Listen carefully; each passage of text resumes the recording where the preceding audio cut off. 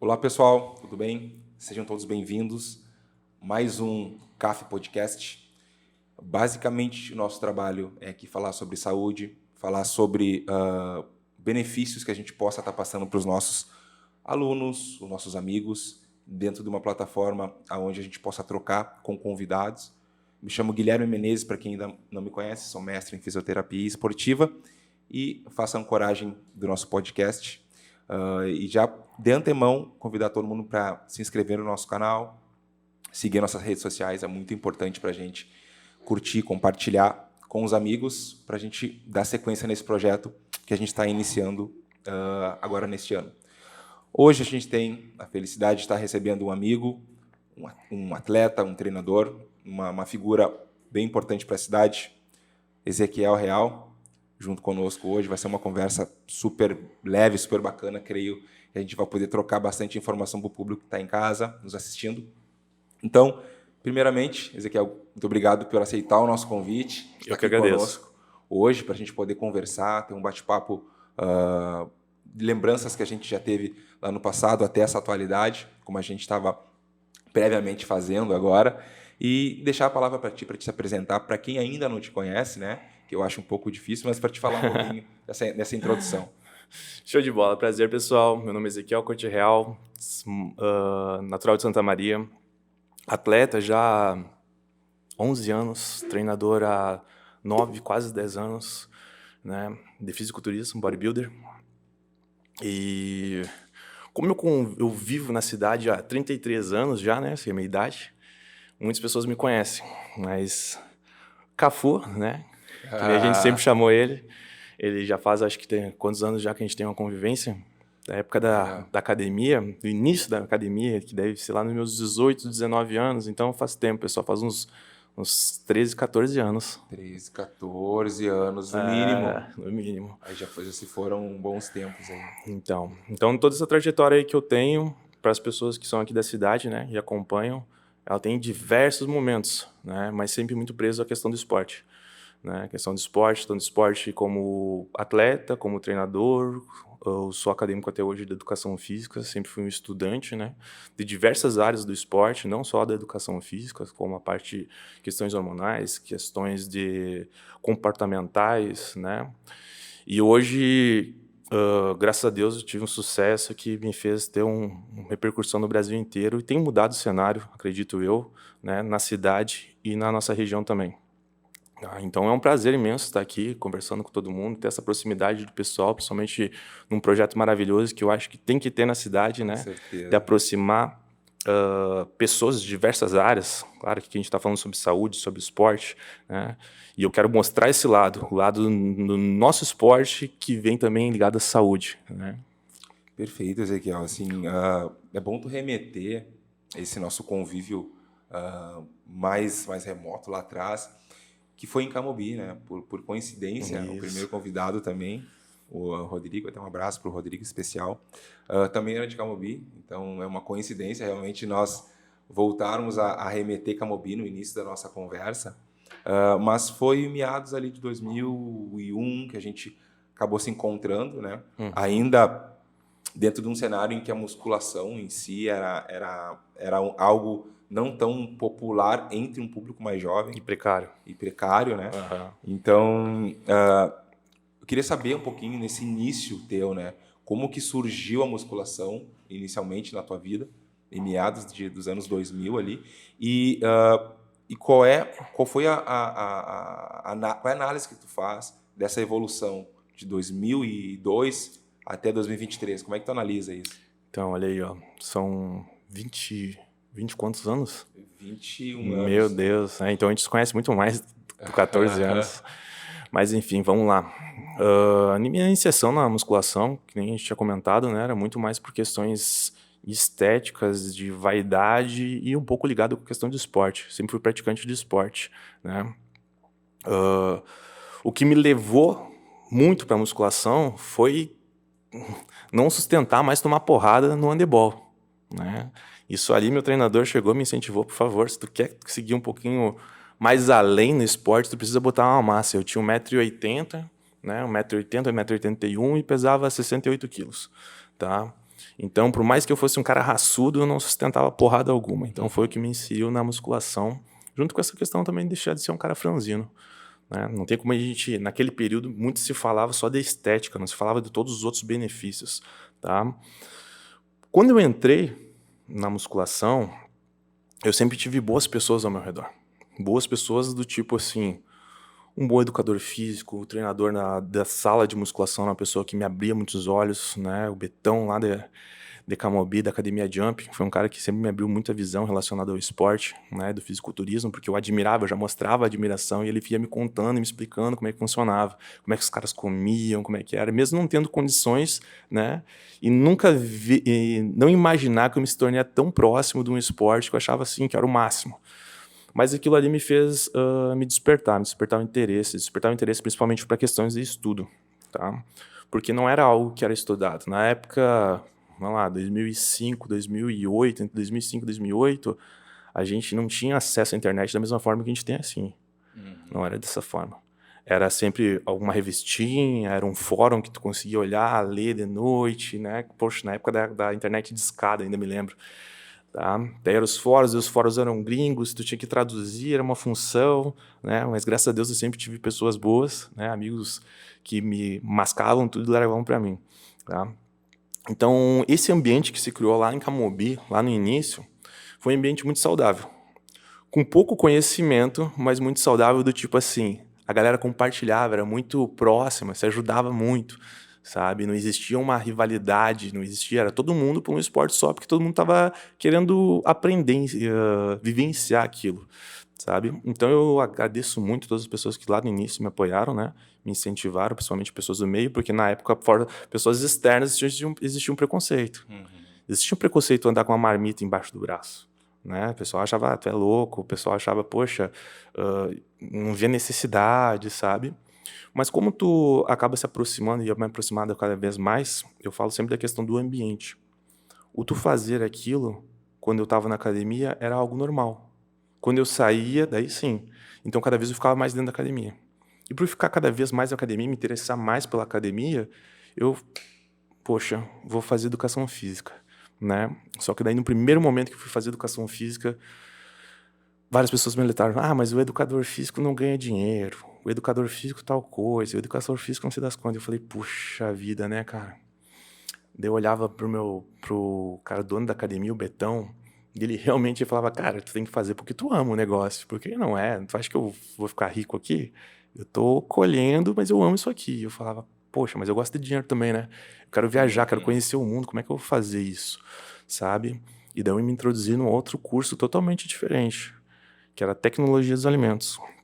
Por quê? Porque para musculação, para mim ter um retorno da musculação, eu tive que estudar o que eu podia comer, nas minhas condições. Nas minhas condições. Poxa, eu era um estudante, não tinha dinheiro, o que eu posso fazer para mim ter um bom condicionamento, tentar alcançar uma performance melhor? E daí eu comecei a estudar. E daí nisso que eu peguei aquele prazer, eu falei, vou fazer nutrição. Mas não tinha nutrição na educação na FSM. E minha mãe não queria pagar particular. Daí eu, tecnologia dos alimentos, vou entrar. Entrei. Cheguei no curso, velho. Era bioquímica, era física, era, meu Deus do céu. Eu falava, senhor, não vai acabar esses números, né? E daí eu comecei a remar naquilo ali, e daqui a pouco eu descobri também que eu tenho um transtorno que é TDA, né? Transtorno de déficit de atenção. Então eu sou uma pessoa que tem um aprendizado um pouquinho diferente de uma pessoa normal, né? Tenho dislexia também, não tenho a capacidade de fazer grandes leituras, não consigo ler quase nada, mas tudo que se tornava que era prático e da minha área que eu gostava, eu aprendia muito bem. Então a tecnologia dos alimentos, tudo que foi prático, eu fui para dentro do laboratório de bioquímica e fazia reação, cara, eu aprendia tudo e ficava muito feliz. Só que eu tinha que fazer algumas cadeiras só, outras eu não tinha nem como vencer. E daí chegou um ponto onde que eu me apaixonei tanto que daí eu falei assim, vou pro lado da indústria, me aproximar um pouquinho mais, né?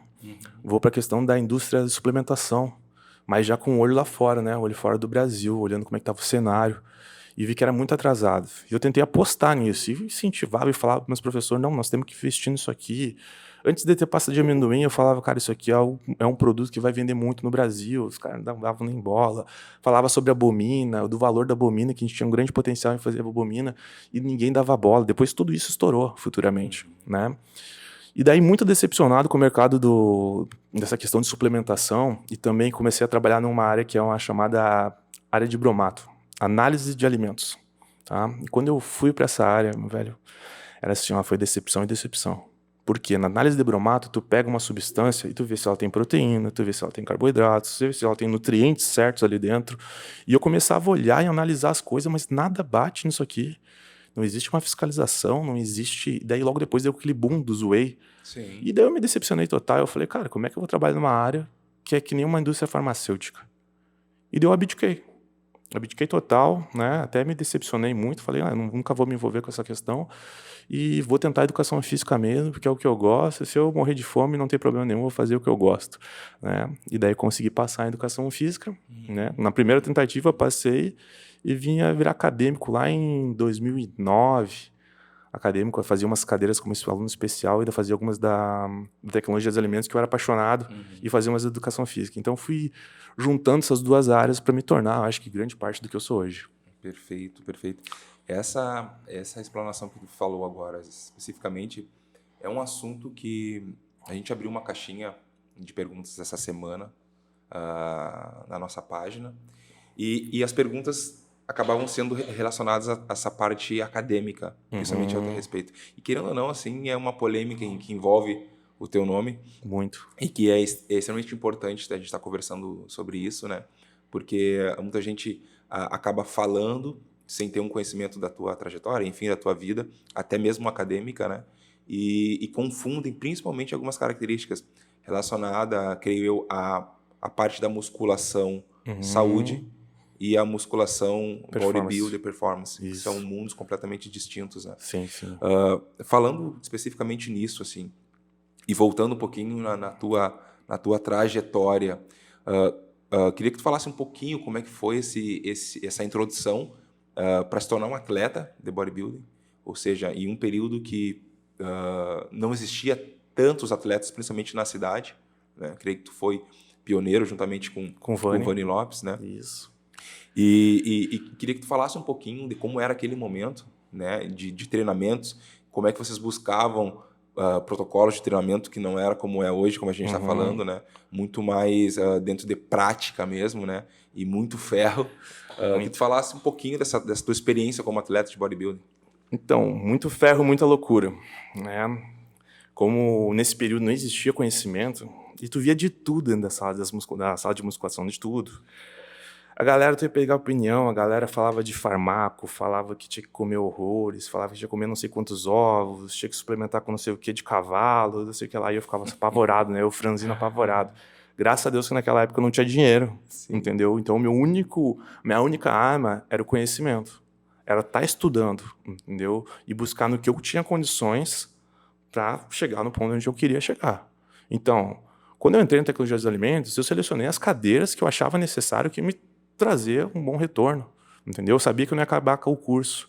Peguei as cadeiras, graças a Deus, isso me trouxe muito retorno. E o curso de tecnologia dos alimentos, eu falo para muitas pessoas, é sensacional da FSM, entendeu? É sensacional. Tu pega um tecnólogo de alimentos, bota do lado do nutricionista para falar sobre bioquímica e formulação, é difícil alguém bater de frente com um tecnólogo de alimentos. Então eu aprendi muito, devo demais para aqueles professores. Não fui uma pessoa que se graduou, mas eu tirei o melhor daquele curso, principalmente em área de suplementação, entendeu? Eu vi realmente lá dentro como é que funcionava o mercado, tá?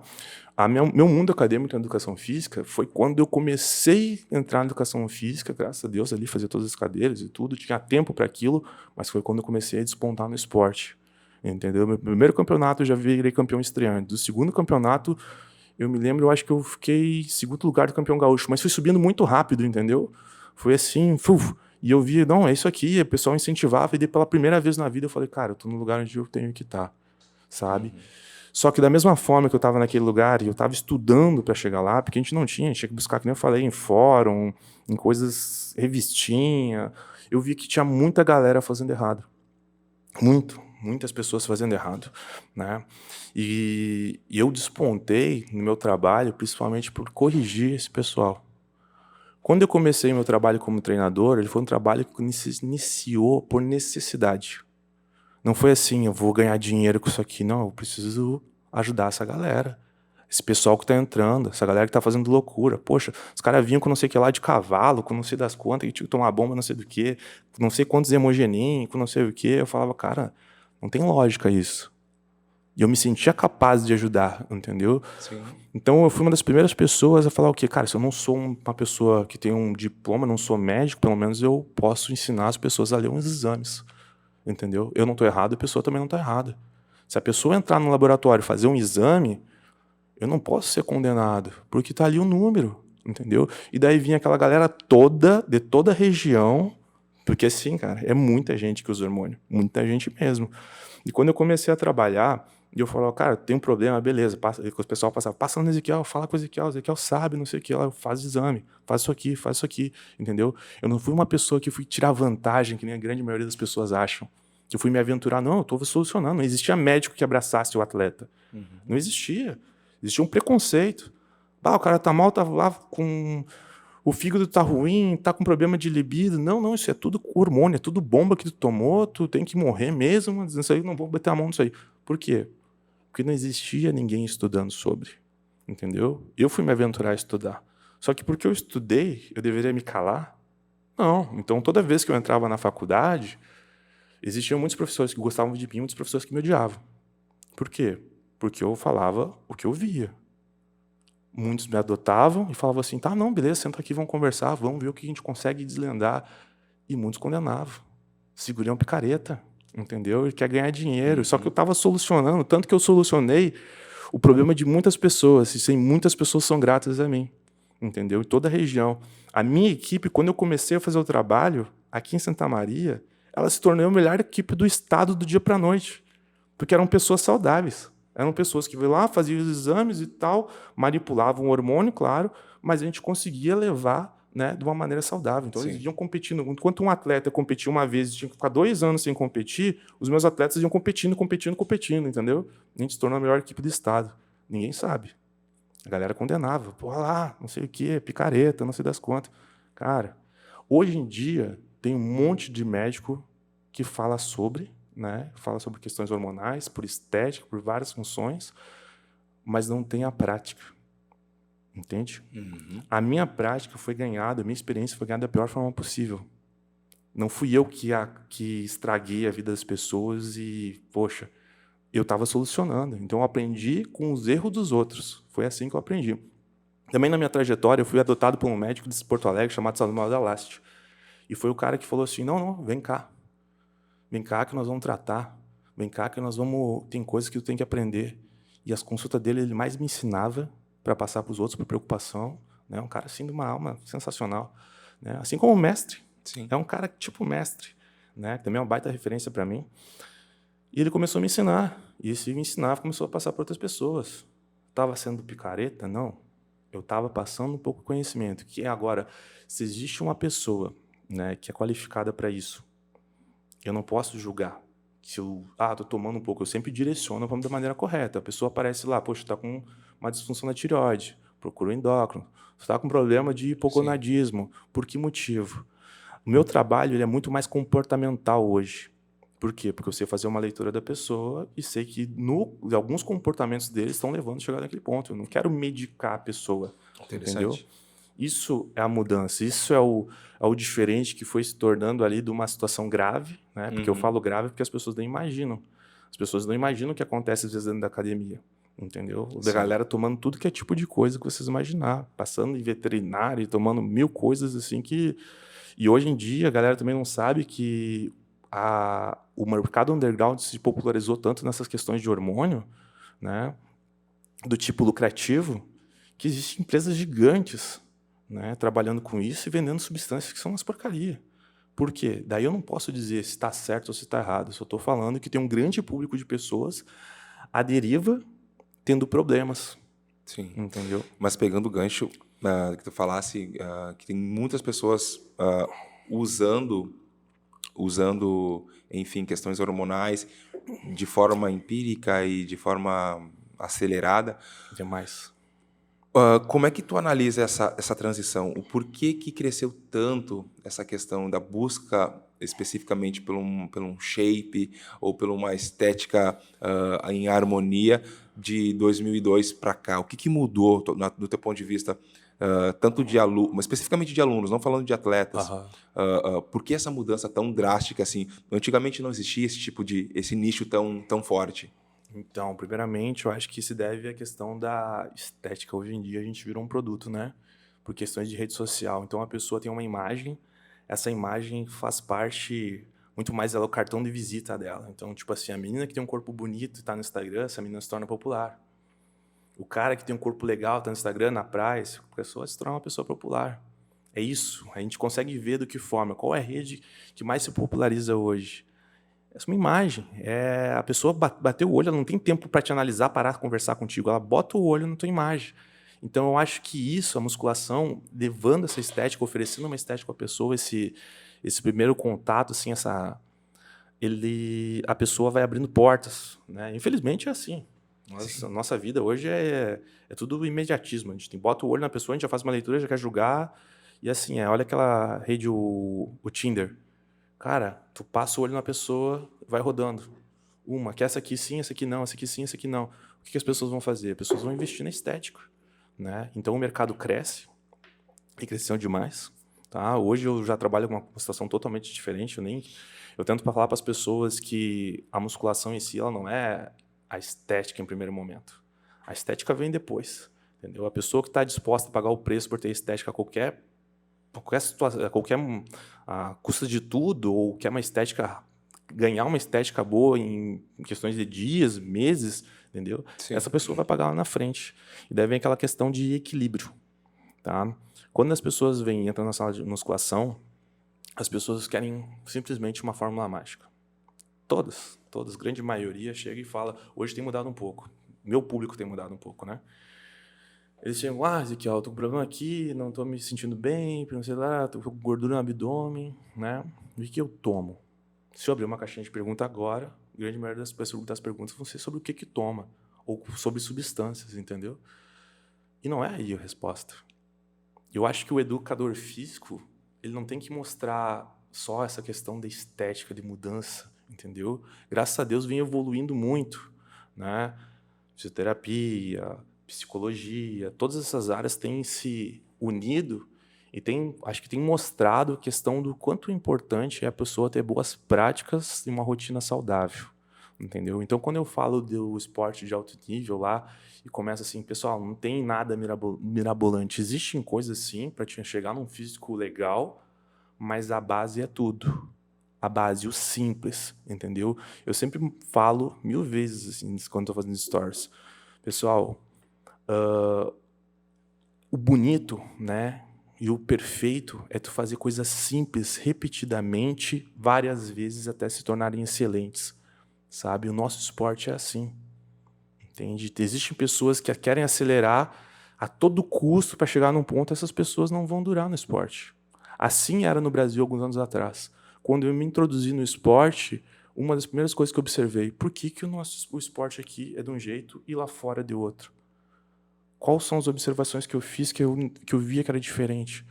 O atleta brasileiro era um atleta que não durava muito. Ele tinha uma curta carreira. Ele não tinha filhos. Era um atleta que, geralmente, com pele ruim, sem cabelo, sabe? Com um aspecto de doente, parecia muito mais velho. O cara tinha 30 anos, parecia que tinha 40 e poucos. E o cara lá de fora é totalmente diferente. O cara com um filho, com família, feliz, com cabelo na cabeça, entendeu? Sempre seco, bonito esteticamente. E aqui não, o cara ou estava seco ou o cara estava gordo. E eu vi, cara, aqui no Brasil tá errado. Existe uma coisa chamada desequilíbrio aqui. E aí eu comecei a mudar o cenário. Mudar o cenário do ponto de vista assim, ó. Segura um pouco essa questão hormonal. Para de usar tanta bomba. Para de procurar o medicamento mágico. Cria os bons hábitos. Dorme legal. Acorda bem, faz teu cardio. Se alimenta, entendeu? Vive num ambiente saudável. Um ambiente saudável do tipo assim, poxa, tá num trabalho legal? Entendeu? Tá num trabalho legal? Não, cara, eu trabalho, por exemplo, num hospital onde que existe morte, existe um estresse, beleza, então tu tem que tentar sanar isso com outras atividades, né, e boas práticas. Então, tudo isso, para mim, hoje é alta performance, sabe? Só que as pessoas não vê. As pessoas querem imediato. Perfeito, perfeito. Falando sobre esse ponto especificamente, a gente desmistificando, principalmente essas duas áreas da musculação em si, como treino resistido. Especificamente na CAF, a gente utiliza o treino resistido como terapia.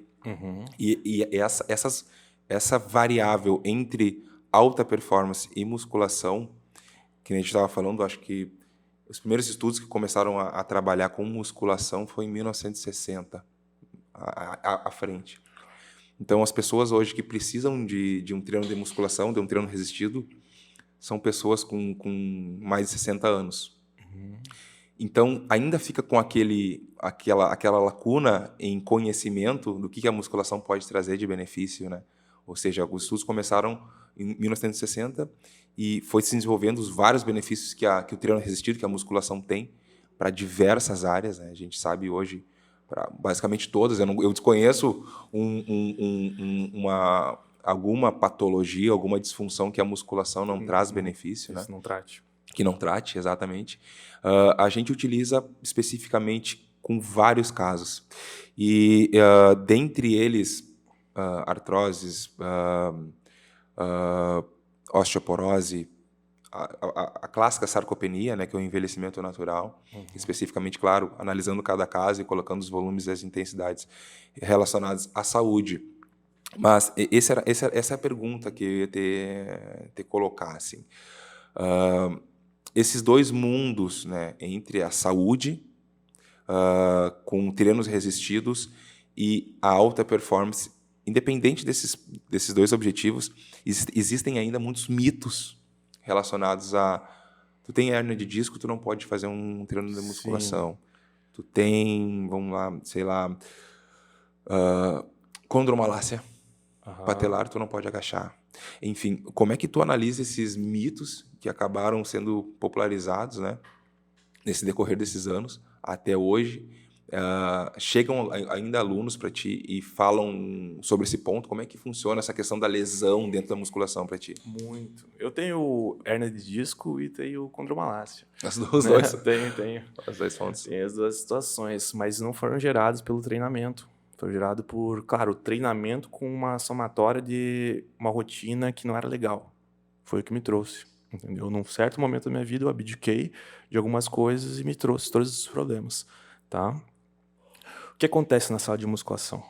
A pessoa, em primeiro momento, para mim, principalmente, porque minha clientela ela vem ainda muito através dessa estética e da alta performance, né? Mas a alta performance que eu falo não só do bodybuilder para outra pessoa, pessoas que querem chegar num nível além de só mudar a estética, de mudar a vida delas, sabe? E quando a gente fala sobre a questão hormonal, que eu vou tratar logo mais, isso envolve tudo e começa aqui, bem nisso que tu falou. A visão que tu vai ter sobre a musculação. As pessoas têm uma visão muito errada e são muito assustadas com tudo que elas vão fazer. Não pode treinar pesado, vai se lesionar. Não pode tal coisa.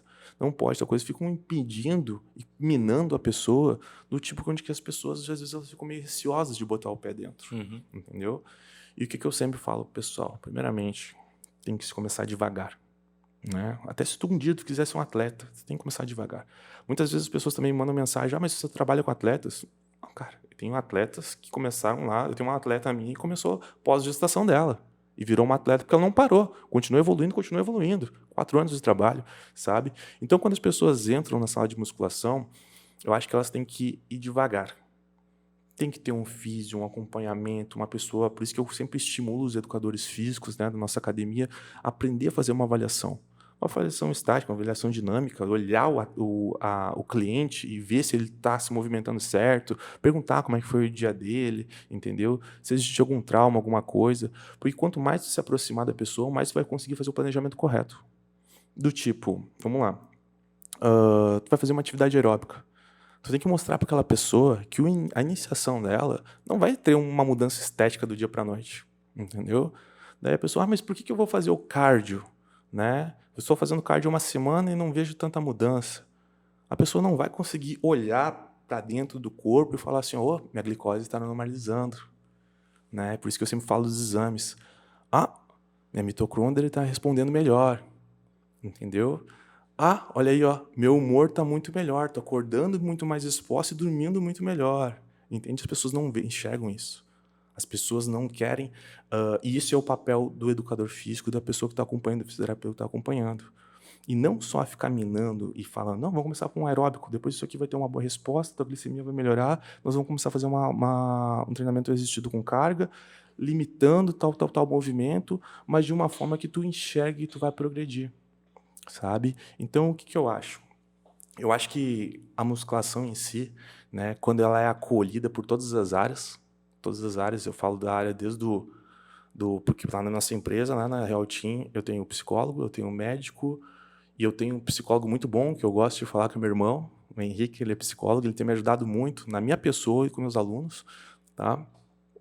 Médico, educador físico, fisioterapeuta, massoterapeuta, tá? E nutricionista.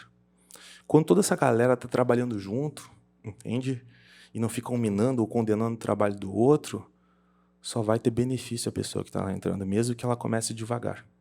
Né? Então, sobre aquilo ali que tu me falou, sobre limitações, quando está bem acolhido, acho que nem existe mais isso, mas desde que a pessoa esteja bem acolhida, né?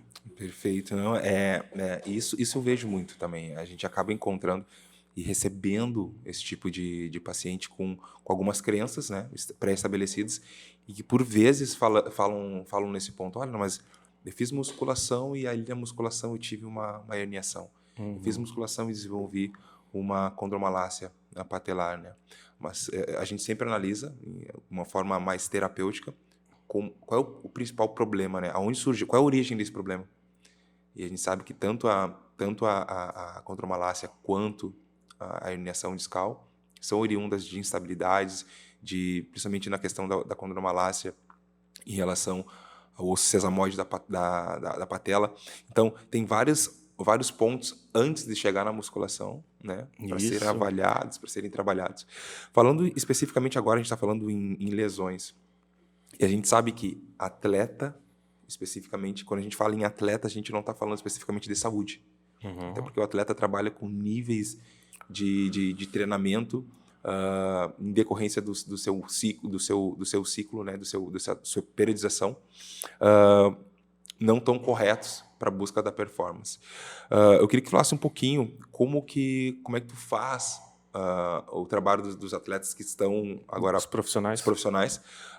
E como é que é essa questão comportamental que tu falou que tu tem introduzido nos teus trabalhos, né? Eu sei que tu está agora acho, com 3, 4 que vão para o Mr. Olímpia. Isso, estão competindo para ir no Mr. Olímpia. Mr. Olímpia, a gente está falando de uma competição mundial. A maior. E como que tu faz esse trabalho? Como é que é o comportamento desses atletas, né, para chegar num nível de performance tão alto assim? Então, vamos lá. Primeiramente, a gente tem que entender que essa questão mesmo do esporte de alto nível, ele muitas vezes não remete à saúde. Mas o que eu faço? Eu tento colocar a pessoa naquele ambiente, ou num ambiente anabólico o mais saudável possível, né?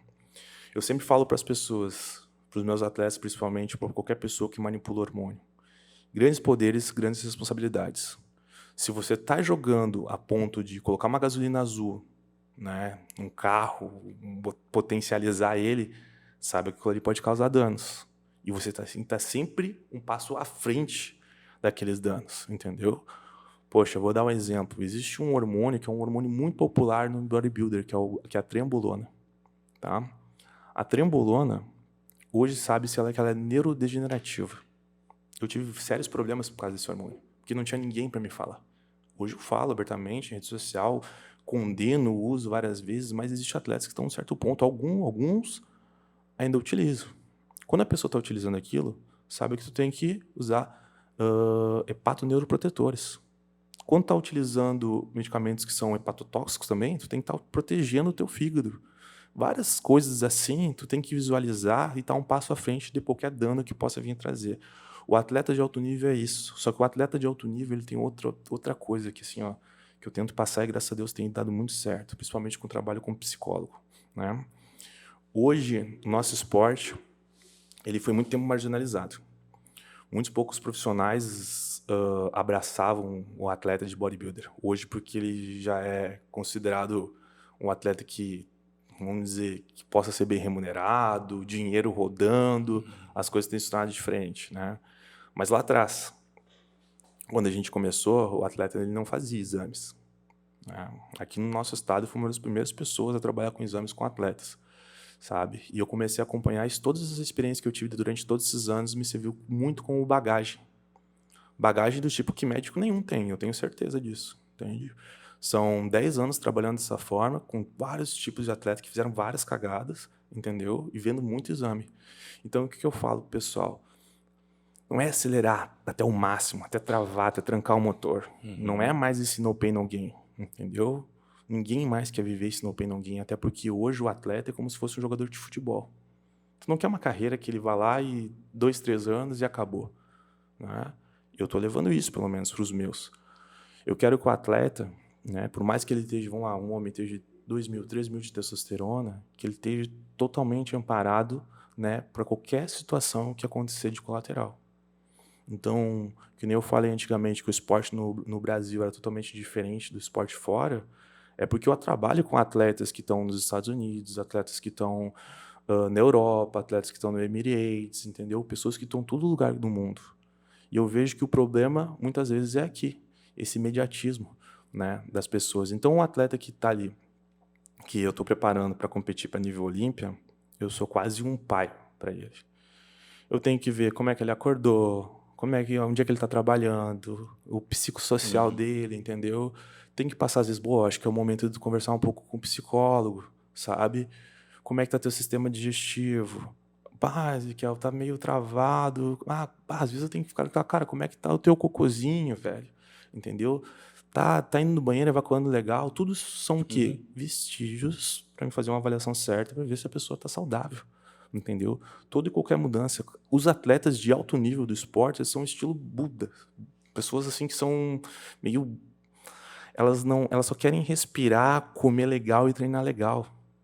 E é isso que eu tento levar para os meus atletas, sabe? Da alta performance.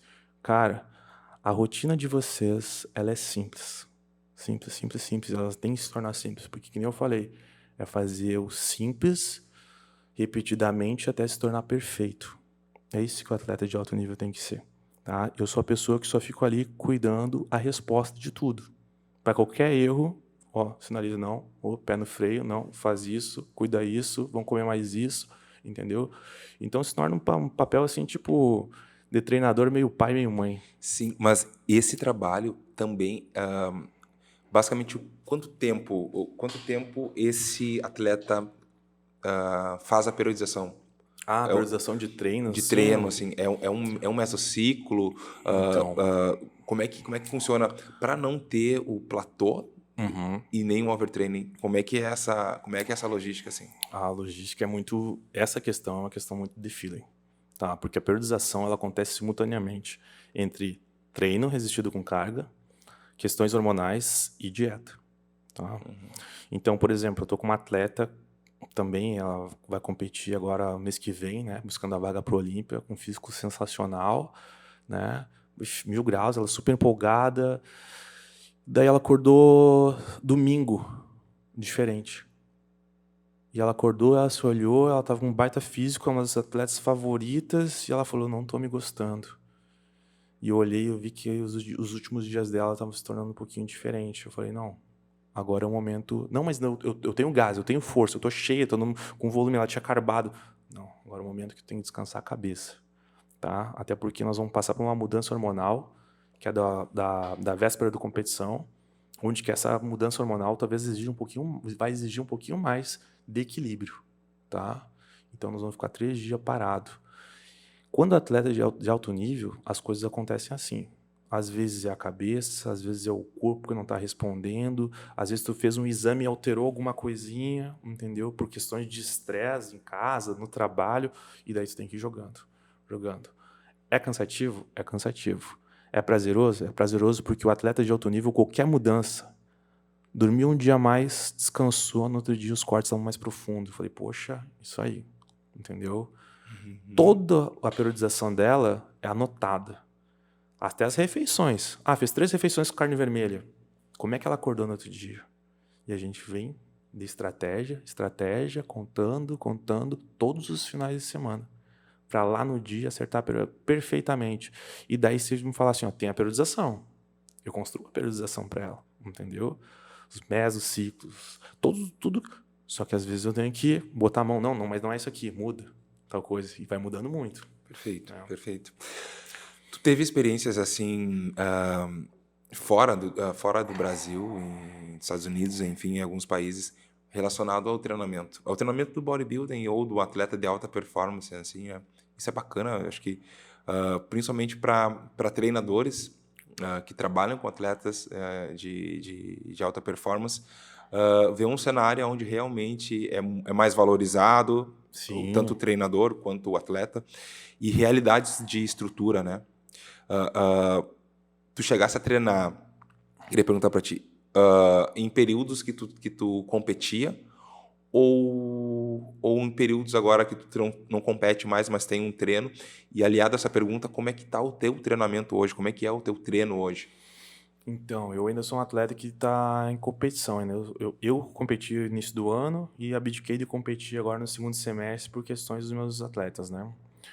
Os meus atletas, eles têm claras chances aí de chegar no nível mais alto. Tem os atletas que estão se tornando profissionais, brigando profissionais com os atletas que estão na briga do Olímpio. Então eu falei, cara, é hora de abdicar um pouquinho disso aqui, me dedicar um pouco a eles, né?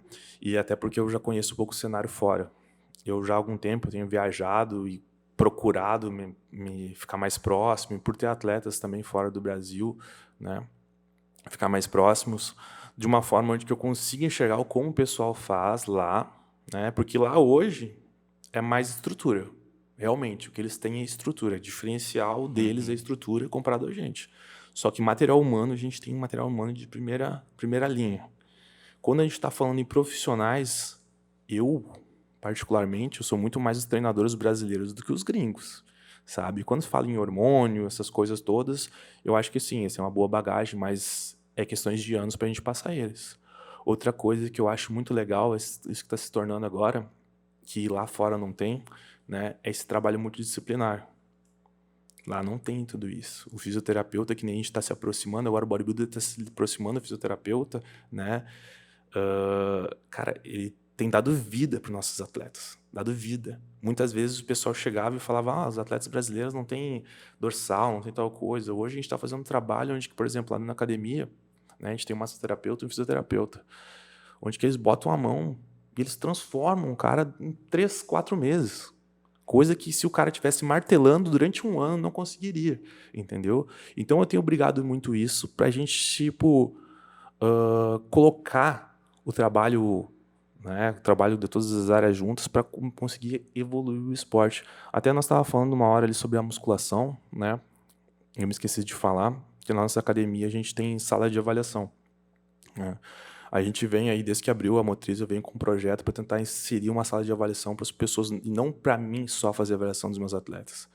Para o educador físico ter capacidade de fazer uma avaliação, para o fisioterapeuta estar ligado próximo e o educador físico também conseguir fazer uma leitura. Poxa, foi lá fazer uma consulta contigo, uma avaliação, contigo com o mestre. Leva o material, o educador físico está apto a fazer aquela leitura.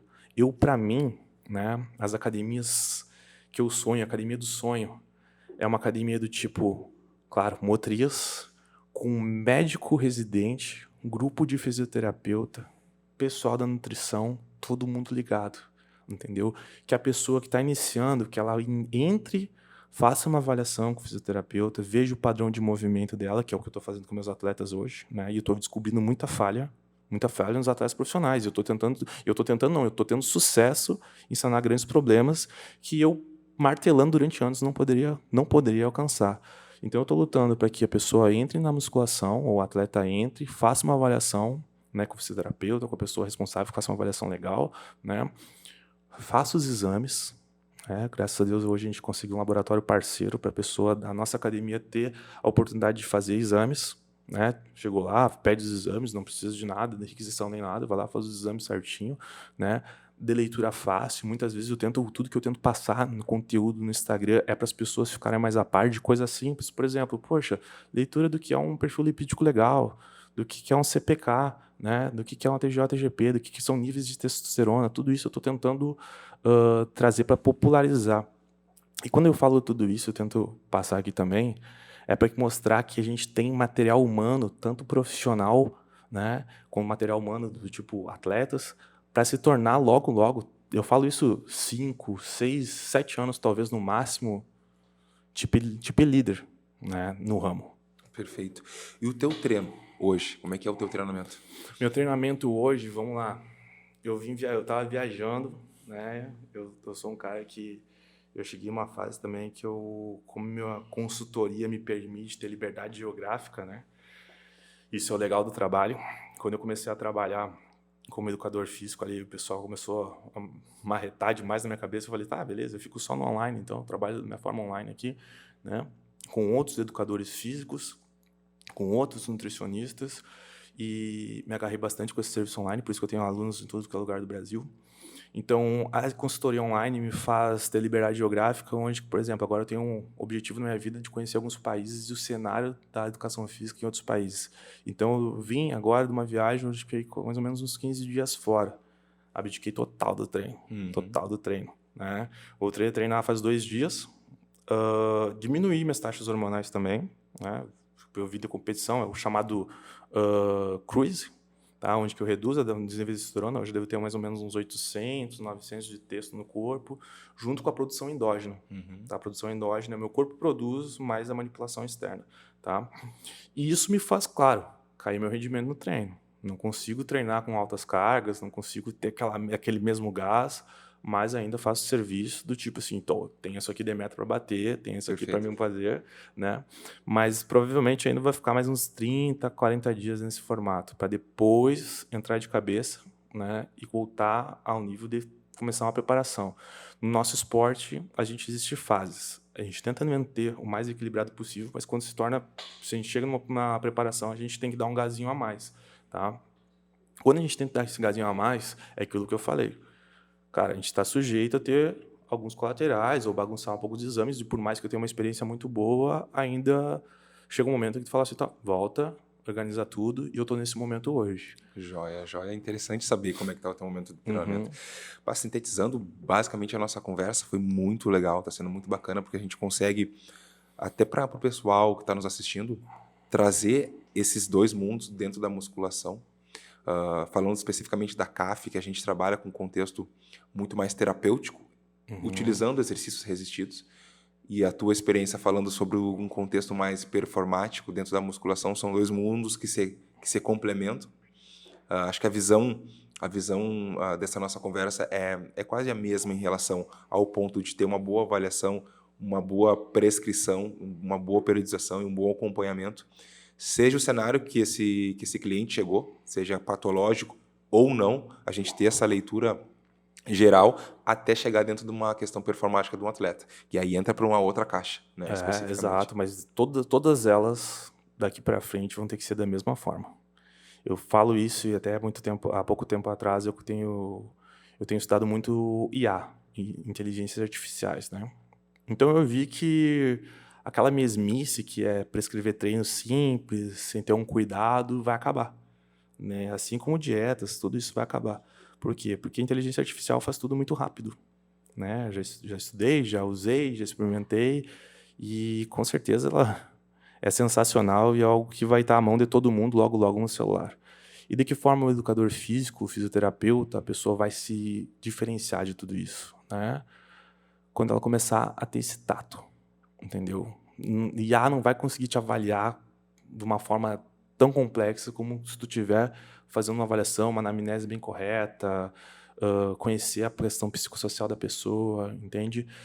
Então, quando eu falo assim, que o alto nível ou outro grupo de pessoas, vamos dizer, mais normais, todas têm que partir do início que antigamente, quando a gente começou, não existia, que é uma boa avaliação, né? É porque tem muita coisa na educação física a se mudar daqui para frente. Porque a IA vai forçar isso. Vai forçar o educador físico a saber fazer uma avaliação legal. Vai forçar o quê? A pessoa, o cliente em si, ele já vai ter tudo na mão. Então, o que mais que eu vou oferecer, sabe? Então, eu acho que tudo que daqui para frente vai ser muito diferente. Eu acho que, inclusive, muitas profissões, né, vão ser extinguidas para ser criadas outras, né? Eu falo muito da questão da nutrição, da questão da prescrição de treino, e eu acho que cada vez mais, né, o básico, o simples, não vai ter espaço, porque vai ter mais pessoas, vai ter um computador fazendo. Perfeito. Hoje, Ezequiel, para a gente finalizar a nossa conversa, onde é que as pessoas te encontram para fazer uma consultoria, enfim? Quais são os trabalhos, primeiro, que tu vem realizando e onde é que elas podem te encontrar? Então, hoje eu tenho me dedicado quase exclusivamente para meus atletas profissionais, né, nesse momento. Nem atletas amadores, assim, eu tenho pegado muitos, sabe? Porque realmente são pessoas que precisam de mim nessa fase, né? É um momento crucial na vida deles. Talvez o Brasil nunca tenha entrado com tantos atletas profissionais na busca de vaga para o Olímpia. O ano passado nunca teve tanto e esse ano segue. Eu quero ser uma pessoa, um treinador aqui do Sul, já sou o treinador com maior número de atletas profissionais. Eu quero ser o treinador aqui do Sul a levar esses atletas para o Olímpia, tá lá brigando, sabe? Então, infelizmente, nesse momento eu estou me dedicando totalmente aos atletas profissionais. Qualquer pessoa pode me encontrar quando eu estiver na Academia Motriz, né, na Presidente Vargas, 17h40. E, basicamente, hoje eu também tenho um calendário onde eu começo a dar palestras. Então, eu tenho palestra para dar em Porto Alegre, eu tenho palestra para dar, acho que são Pelotas, Livramento, Passo Fundo, né? Então, muitas pessoas ainda vão estar vendo circular aí no estado, porque agora também estou dando bastante palestra sobre essa questão de performance. Perfeito. A gente tem um presente para te dar. Oh, show de bola. Para Priscila, a diretora aqui do marketing, nos alcançar. Vou abrir aqui para ti. Já conhece a CAF, né? Mas está sempre bem-vindo lá. Muito obrigado. Joia. Mesmo. Te agradecer também por aceitar esse nosso convite, né? E a gente está junto trocando uma ideia para esse pessoal de casa. Pessoal, então fiquem à vontade para compartilhar, obviamente para seguir quem não nos segue ainda nas nossas redes sociais, tanto no Instagram, Facebook, aqui especificamente no YouTube, curtindo, compartilhando, comentar com críticas positivas, críticas negativas, se vocês quiserem pode comentar ali para dar margem para a gente fazer um novo episódio aqui, tá participando de novo desse projeto maravilhoso. Com certeza, obrigado, Ezequiel, a gente tá junto, tá? Um abraço, gente. Tchau, tchau.